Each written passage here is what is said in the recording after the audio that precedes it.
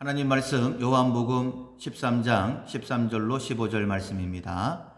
너희가 나를 선생이라 또는 주라 하니 너희 말이 옳도다. 내가 그러하다. 내가 주와 또는 선생이 되어 너희 발을 씻었으니 너희도 서로 발을 씻어주는 것이 옳으니라. 내가 너희에게 행한 것 같이 너희도 행하게 하려 하여 본을 보였노라. 아멘. 섬김의 기쁨을 찾는다라는 제목으로 함께 말씀을 나누겠습니다. 9월 우리가 훈련해야 될 품성은 기쁨입니다. 훈련하셔야 되는데 매사에 선한 것을 찾는다, 고난 중에 미소를 잃지 않는다, 낙담하지 않는다, 위를 본다, 슬픔 뒤에 기쁨을 기억한다, 예수님과 교제한다. 그리고 오늘부터 3일간 섬김의 기쁨을 찾는 훈련을 하시면 됩니다. 오늘 본문 말씀은 십자가를 앞두시고 예수님께서 제자들의 발을 씻기시는 장면입니다. 저녁을 드시다가 이제 일어나셔서 겉옷을 벗으시고 그리고 허리에 수건을 두르시고 대야에 물을 받아와서 제자들의 발을 씻기시죠. 베드로의 순서가 되었을 때에 베드로가 예수님 제 발을 씻기십니까? 그러니까 거절하듯 말씀을 드렸을 때에 예수님이 7절 이하에 이렇게 말씀하십니다. 내가 하는 것을 네가 지금은 알지 못한다. 그러나 이후에는 알게 될 것이다. 라고 말씀을 하십니다. 지금은 몰라. 그러나 이후에는 알게 된다. 라고 말씀하셨는데 제자의 발을 씻기시는 것 섬김이죠. 누구나 알 수 있을 것 같습니다. 그런데 지금은 모른다라고 말씀하시는 이유는 섬김보다 더 깊은 의미가 있다라는 그런 의미죠. 이후에야 알게 된다라고 말씀하셨는데 이후는 오순절 성령 강림을 말씀하고 있는 거예요. 그러니까 성령 충만하신 예수님은 알고 계시는 것. 그러나 아직 성령 충만받지 못한 제자들 베드로는 알지 못하는 것을 말씀하고 있습니다. 그것이 뭘까? 그것은 바로 섬김에 따른 기쁨을 말씀하고 있는 거예요. 예수님이 땅에 오신 목적은 섬김이다라고 분명히 말씀을 하셨죠. 마태복음 20장 28절 말씀에 인자에 온 것은 섬김을 받으려 함이 아니라 도리어 섬기려 하고 자기 목숨을 많은 사람의 대속물로 주려 함이라 라고 말씀하셨어요.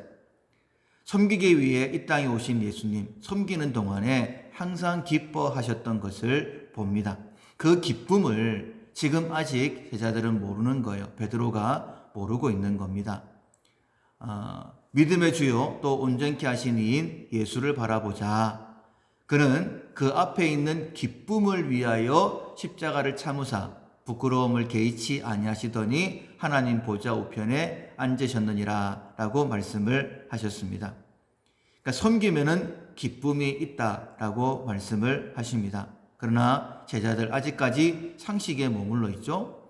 그래서 높은 사람은 섬김을 받는 거고 낮은 사람이 섬긴다라고 생각을 합니다. 아직까지 섬김의 기쁨은 모르는 거예요.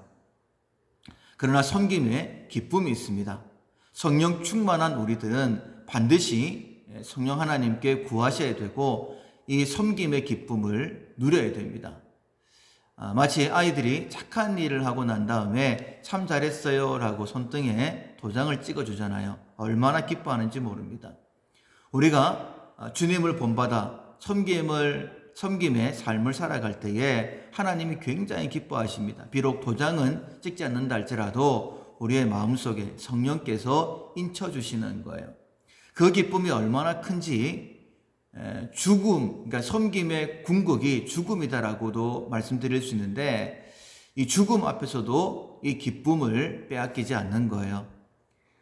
바울이 로마 감옥에서 죽음을 앞두고 있을 때에 빌립보 성도들에게 기도 요청을 합니다.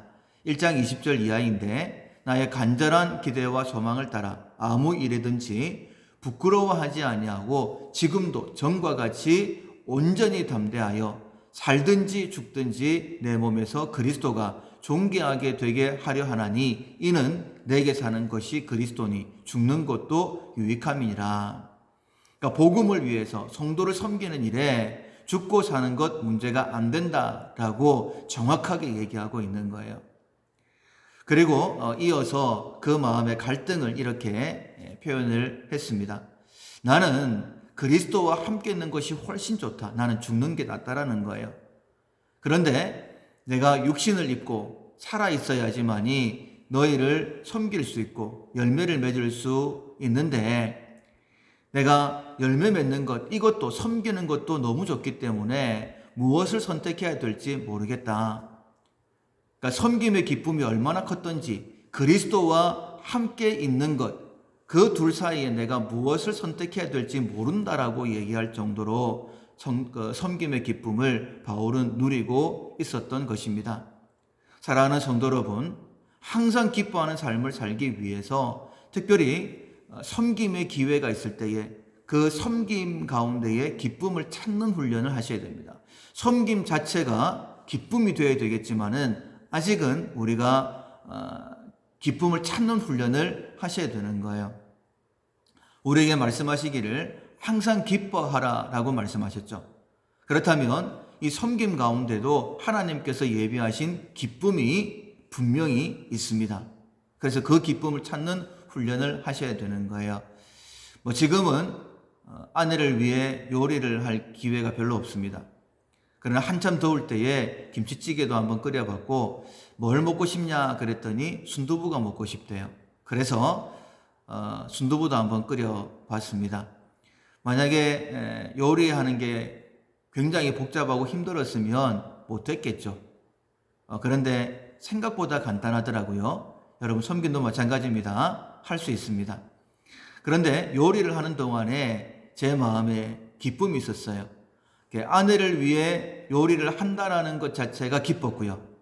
또 아내가 제가 만든 요리를 먹으면서 기뻐할 것이다라는 기대 때문에 기뻤고, 또 맛있게 먹는 모습을 보면서 기뻤고요. 맛있다라고 얘기해 주는 것 때문에 기뻤습니다. 사랑하는 성도 여러분, 섬김에는 이런 기쁨이 있어요. 우리가 섬김 자체가 기쁨이 되는 그런 사람이 되기를 원합니다. 그러나 아직까지는 훈련하셔야 돼요. 오늘도 누군가를 섬길 수 있는 기회를 하나님께서 주실 것입니다. 그 기회를 놓치지 마시고 섬김의 기쁨을 찾는 훈련을 하셨으면 좋겠어요. 그리고 우리 모두 다가 섬김이 그냥 기쁨이 되어지는 그런 사람이 되어서 항상 기뻐할 수 있는, 그 기쁨을 통하여 하나님 앞에 영광 올려드리는 우리 모두가 되기를 주님의 이름으로 축원합니다. 아멘.